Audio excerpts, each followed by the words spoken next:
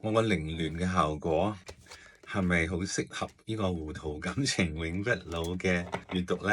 係啊，叫糊塗感情永不老。梁漢文嘅歌，我寫嘅。射手座，射手座你嘅感情點樣糊塗法呢？我覺得糊塗嘅概念啦，喺我哋呢個 reading 嗰度呢，就係好似我啲頭髮咁，係我追求一種凌亂嘅美。我好中意瞓唔覺唔梳頭嗰個感覺嘅，即係可以瞓24個鐘頭唔梳頭嗰個頭就係唔喐佢就自己好蓬鬆咗，但永遠都自己想做咧，未必做到個效果咁就係嗰種糊塗啦。係呢種糊塗令到你嘅生命會發光嘅。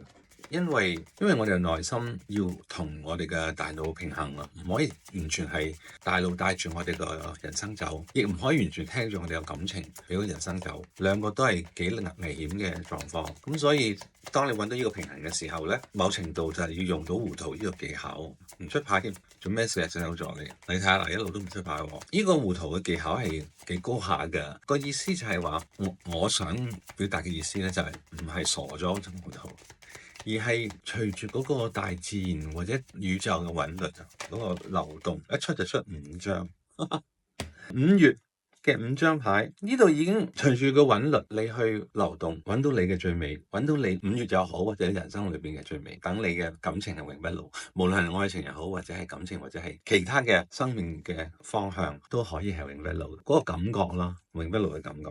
梁漢文嘅歌 Knight of Pentacles。慢慢咁樣走埋嚟你嗰度，好穩定咁走埋嚟。但係你咧就有少少唔係好穩定，你係好唔係好有安全感。但係佢叫你有堅強，佢叫你堅強，唔好怕隻獅子呢個 Leo 嘅牌啊，即係話獅子座嘅。好啦，睇下你啲牌啦。Now is the time to let go of everything that no longer serves me。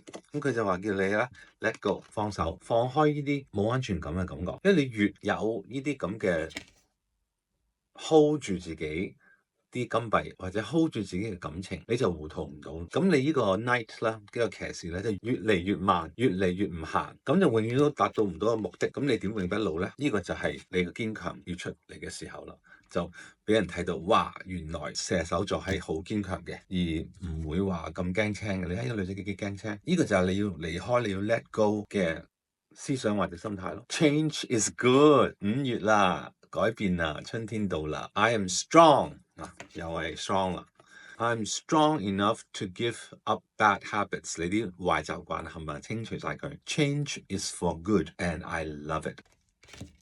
你個閱讀啦，射手係好啊，我覺得，因為佢好統一咁話到俾我聽一個好清晰嘅信息，就係你一定要放手，一定要改變。改變睇落咧就唔似係一個180度嘅改變，而係放走一啲唔係太好嘅習慣，然後咧用你嘅內心嘅堅強去放走佢哋。當你一放走佢哋咧，特別呢啲壞習慣係同呢啲 insecurity 有關嘅，令到你自己好冇自信心啊，好冇安全感啊，呢啲係咪要掟走佢？當你掟咗佢之後咧，你呢個騎士咧就會快啦，一快咧佢就會將個金幣咧送到你面前。不論個金幣係關於錢，係關於感情或者愛，因為你嘅糊塗咧係絕對可以 avoid 到嘅，因為你有堅強。糊塗感情亦係有佢嘅道理，感情糊塗啲咧係即係話唔好完全用晒大腦，但係你都冇啊，你冇乜劍牌啊，冇劍牌添咪直情係，咁變咗就係你冚唪唥都金幣牌。其實射手座你呢個月係幾踏實嘅，只不過你喺踏實上高咧係要變。你如果你攞住以前啲舊嘅 habits 啦，舊嘅壞習慣咧，咁你呢個5月咧就嘥晒，有咁靚嘅牌。所以喺5月嚟講，你只要願意放手，放走呢啲唔好嘅習慣咧，你一定會揾到你嘅永不老嘅感情。恭喜晒射手座！